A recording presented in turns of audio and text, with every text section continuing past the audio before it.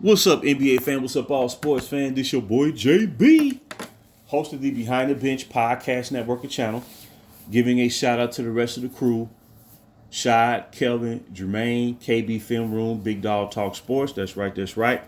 For everyone who's tuning in, we thank you for supporting Behind the Bench, subscribing to the channel, helping to make this show the best that it can be. And I know that NFL, college football, MLB, WNBA, NHL, they're all in full effect during the regular season and postseason play. So let's get all that out the way. When I come across a message like this, it's like it triggers something inside of me, man. And we love providing the content that we do. And we will be doing content on NFL. I love the NFL in that you cannot generate any narratives in the National Football League, or as Jerry Glanville, the as they say, infamous coach back in the late '80s, early '90s, Jerry Glanville, as he coined the phrase, "Not NFL stands for not for long." You make them calls, we be selling groceries. You know, that league is about as real as it gets in sports. And you really can't put the blame. You can't scapegoat nobody, man. It is what it is. But when you come across a update like this, man, it's very discouraging, because what I see is an organization that has adopted a mentality that has led them to eschew logic and an organization that's not being honest with themselves, man, because of the enormous pressure that has been placed on them since this endeavor began during the summer 2018, when they brought the Eye of the Hurricane to the team. I will not refer to his name. I cannot do it.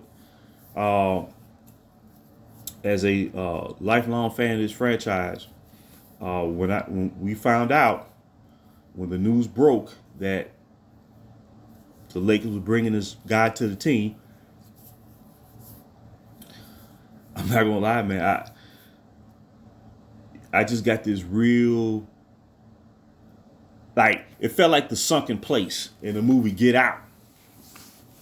Where you was in this sunken place, you know, you existed, but you couldn't control your emotions on that day. And I just felt real down because I knew that the organization and maybe the majority of the fan support of this franchise didn't realize who they was bringing to the team. They didn't realize it, but now they're seeing it now. But the disappointment and blame of unfulfilled seasons outside of that 1 year that culminated in the bubble, you know, all the aspersions being casted towards the front office. And I think that's unfair. Actually, I know it's unfair, because the Eye of the Hurricane is generating all this. So now read this quote that was posted by Dave McMenamin, who covers the NBA and covers the Lakers, has covered the Lakers throughout the years. It reads, Rob Pelinka says the team is open to trading. GM Rob Pelinka, by the way, General Manager Rob Pelinka, says the team is open to trading their 2 available first-round picks if any deal they would be involved in could help secure sustained Laker excellence. That's what you call not being honest with yourselves as an organization. Because think about this. This is 2025. No, let me take that back. This is still 2024. There's 2024, 2025. There's still 6 seasons remaining in this decade. Think about that. And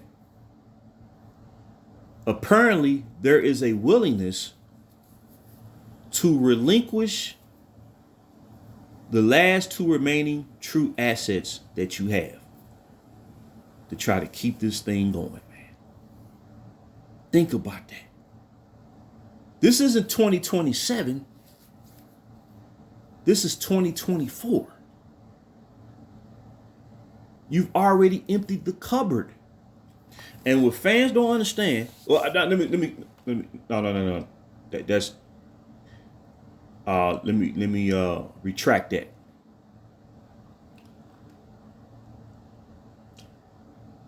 What fans have been led to believe by these talking heads and associates of this guy's circle have led fans to believe the future doesn't even matter. It's about right now. You have to throw all caution to the wind in order to try and win. That's not a winning mentality. That is not a winning mentality. If you have to sacrifice your own to achieve victory, what's going to be left when all this is over? Anthony Davis, the player who they gave up the farm to get, he will be 32 years old next year. And I came across information that revealed that Anthony Davis has not been selected as first team All-NBA since his first year on the Lakers, his first year on the team. And when they traded for him, he was like 26 years old. It was, turning 27 that year. So since that season, he has not been selected first team All-NBA for a myriad of reasons. But the fact that it is fact, that's troubling. That shows in principle what you gave up to get him was monumental.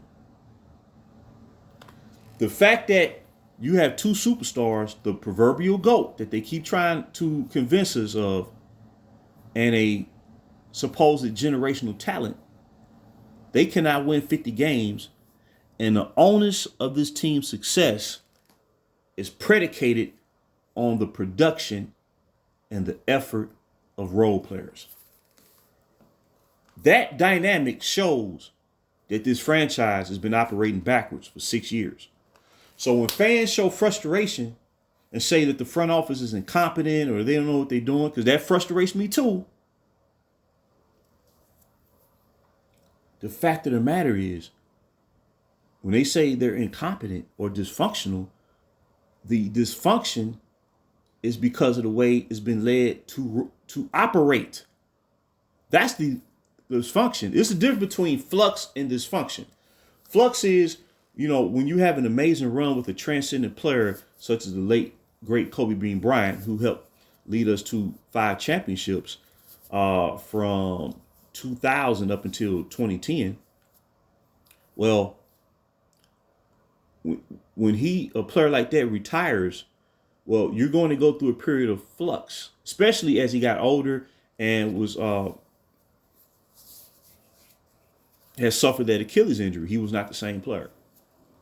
So you have a rare opportunity to start over anew and in a revolutionary way that has never been seen and generate a new era of true Laker excellence with the young drafted talent that you brought in and brought forth over a period of 4 years.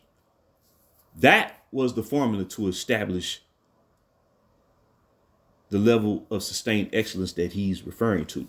The level of sustained excellence does not refer to this current situation, and that's the problem. That's the problem. So after all the draft picks that you've given up, all the talent that you let go, traded off, waived, whatever you want to call it. Also, what fans need to realize is, a lot of fans keep referring to the team that won the bubble because that's what that was. That was a bubble chip because they played in the bubble. You see how easy that is? You can't have one without the other. People push for the bubble to take place because they wanted basketball in general, which I understand because, you know, we so sports fans are used to watching sports. I get that. I get that. Also, the eye of the hurricane had just turned 35 that year, so they felt that the window was closing. You know, everybody looking at the hourglass, they're looking at the shot clock. They know the window is minuscule. So to think like that, when the mindset just a year prior was we have this tremendous future going into the next decade, do we realize how much of an emotional shift that is, a psychological shift that is as fans, to go from one mindset to the other at the snap of a finger? Well, there's going to be a lot of turbulence along the way.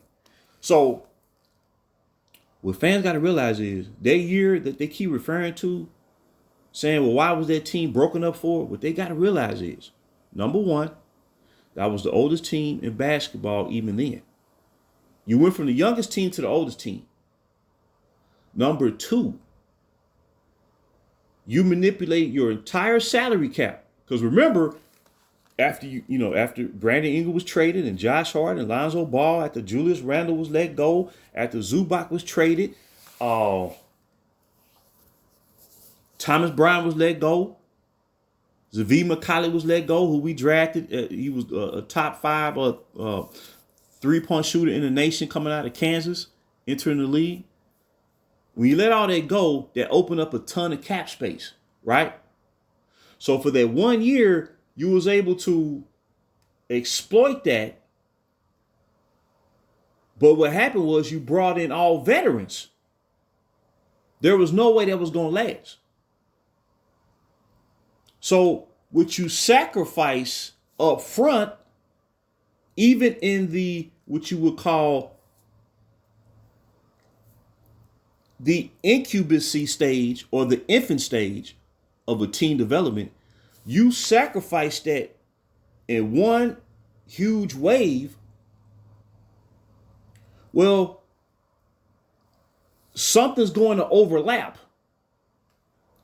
So the 4 years that was needed to allow that young core to develop and grow, not even having Anthony Davis or the Eye of the Hurricane, or whoever else they try to bring up in here, veterans or Russell Westbrook, or bringing in pseudo young players, they can't make up for that. And that's what fans don't want to acknowledge. See, this isn't apples or oranges. This is stone cold facts. What I'm saying is, when they agree to go down this road, they knew the window was going to be minute. That's why all this pressure is being applied. Fans know the window is minute. The talking heads on these sports shows know the window is minute. AD knew the window was minute. The Eye of the Hurricane knew the window was minute. Everybody involved. So this effort is leading the franchise to oblivion. But because of the rich history of the franchise, we want to try to hold on to this notion like, oh man, we're relevant and they talk about us every day on these shows. That's not relevancy if you're being talked about in a negative way. If you're not producing the results of the expectation that is placed on you when you sacrifice that young core to go all-time win now mode. So nobody wants to be honest. The players involved, the management, the talking heads, fans, nobody want, and I get it, man, because this is ugly. This is ugly. But what I'm trying to say is, this is what happens when a lack of patience is applied. This is what happens when you feel you have to have it right now, no matter what. This is what happens. Somebody's going to be blamed because the plan is not even feasible. It's not even viable. So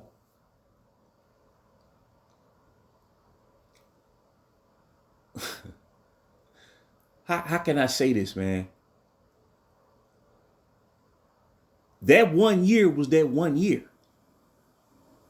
So once you exhausted all your cap on veteran players, well, that's been the constant. I put it this way: on overhauling your roster every year, well,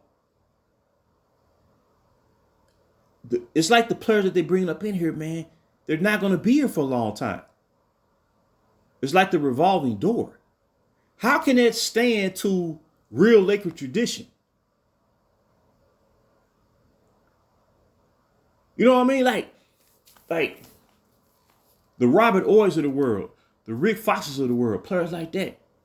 They played for like 6-7 years alongside Kobe and Shaq.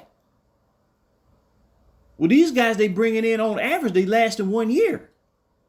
And then after 1 year, when the team don't win, fans want to see them traded and shipped off. When they was just excited about them last year. It's just like this guy they brought up in here, Christian Coloco, ain't played ball in the season and a half. But they trying to convince you that this dude gonna come in right away and contribute. And this is why Jerry Glanville said this is the NFL, which stands for not for long. Because of the nature of professional football, you can't afford to try to front. It is what it is. So, in closing, if they make another trade and include the last 2 first-round picks that we have, the last 2 draft picks that we have full rights to, we may as well kiss the 2030s goodbye. Or even the late 2020s, let's say the latter part of this decade up until maybe the best case scenario, the middle part of the 2030s. We may as well just get our mind ready for it, man. Because when you see these franchises like Oklahoma City is a model franchise. They operating as a model franchise. They're going to roll for the next decade plus. They just getting things started, and they made an enormous jump in the conference last year by clinching number 1 seed going to the playoffs. The Pelicans, after losing Anthony Davis, who they built their team around for 7 years, incrementally, they have improved every year. And it would be a lot better if the franchise player was able to stay healthy and get to the postseason. I'm talking about Zion Williamson.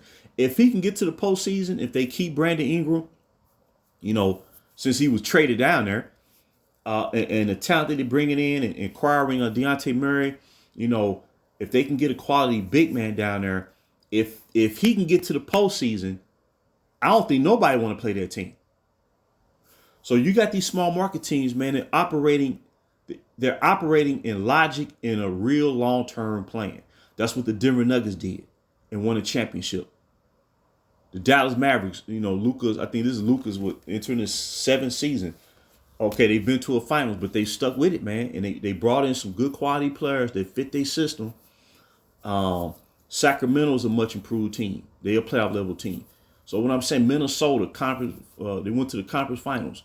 What I'm saying, Memphis is gonna be healthy. This thing finna get real, man. It's gonna be NFL, not for long. So what I'm saying is, and I know it's hard, man. I know it's hard to really grasp the reality. We gave up a decade for 1 season. Anytime you got 2 superstars like this, they keep telling us, they're the best in the conference. They can't win 50 games, man. Something's wrong. Something's wrong. 3 years ago, they created like Voltron, brought in all the big names, like a super duper team. They gonna win 70 games.